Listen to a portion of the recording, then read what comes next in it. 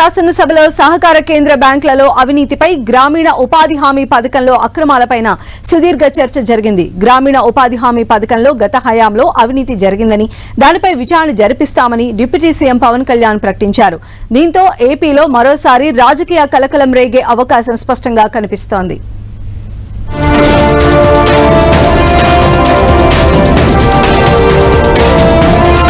ఆంధ్రప్రదేశ్ అసెంబ్లీలో సోమవారం జాతీయ ఉపాధి హామీ పథకంపై సుదీర్ఘ చర్చ జరిగింది.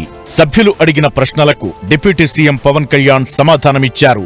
వైసీపీ హయాంలో ఉపాధి హామీ పథకం పనుల్లో పెద్ద ఎత్తున అవినీతి చోటు చేసుకుందని వెల్లడించారు. ఇది జాతీయ ఉపాధి హామీ పథకం కింద కాకుండా రాజకీయ ఉపాధి హామీ పథకంగా మార్చేశారన్నారు. కూటమి ప్రభుత్వం అధికారంలోకొచ్చాక దీనిపై విచారణ చేపట్టి ఇప్పటికే కొంతమందిపై చర్యలు తీసుకున్నామని డిప్యూటీ సీఎం వెల్లడించారు. రాష్ట్రంలో 55 మండలాల్లో 150 రోజులు పని దినాలు కల్పిస్తున్నట్లు ఆయన సభలో వెల్లడించారు. జాతీయ ఉపాధి హామీ పథకం అది రాజకీయ ఉపాధి హామీ పథకం అయిపోయింది. అది గత ప్రభుత్వం టైంలో రైట్ ఏమో, కానీ మన ఎన్డీఏ ప్రభుత్వం టైంలో దాన్ని నేను తీసుకోవట్లేదు. అబ్జెక్షనబుల్ ఎక్స్పెండిచర్ అంటే ఇది అవినీతికి దారి చూపిస్తుందని చెప్పి దాదాపు 250 కోట్ల అవినీతి జరిగింది అని చెప్పేసి సోషల్ పీపుల్స్ ఆడిట్ ఫోరం నుంచి మనం దాదాపు ఇప్పటికి 546 మండలాల్లో మనం సోషల్ ఆడిట్ చేసాం. ఇప్పుడు దాకా ఆడిట్ ఫోరం ఇంకొక మిగతా మండలాలు 660లో 546 చేసాం. అధ్యక్షుడు మార్చి 31కి అయిపోతుంది. దాంట్లో 24-25కి 250 కోట్ల అవినీతిని ఉంది అనేది చేశారు.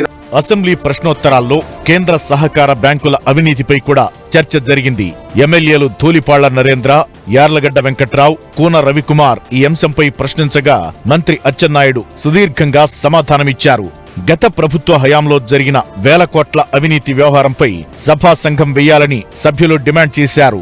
2019-24 మధ్య సహకార కేంద్ర బ్యాంక్, డీసీసీబీ ప్రాథమిక సహకార కేంద్రాల్లో అవినీతి చోటు చేసుకుందని సభలో మంత్రి అచ్చెన్నాయుడు అంగీకరించారు. గత 5 ఏళ్ల పాటు కృష్ణా, గుంటూరు జిల్లాల్లో సహకార కేంద్ర బ్యాంకుల్లో పెద్ద ఎత్తున అవినీతి జరిగిందన్నారు.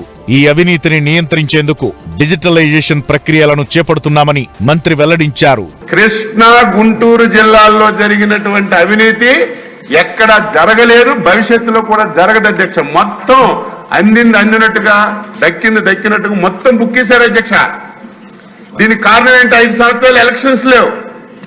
వాళ్ళ మనుషుల్నే ట్రెసప్ కమిటీలుగా పెట్టుకున్నారు. వాళ్ళు చెప్పిందే వేదం.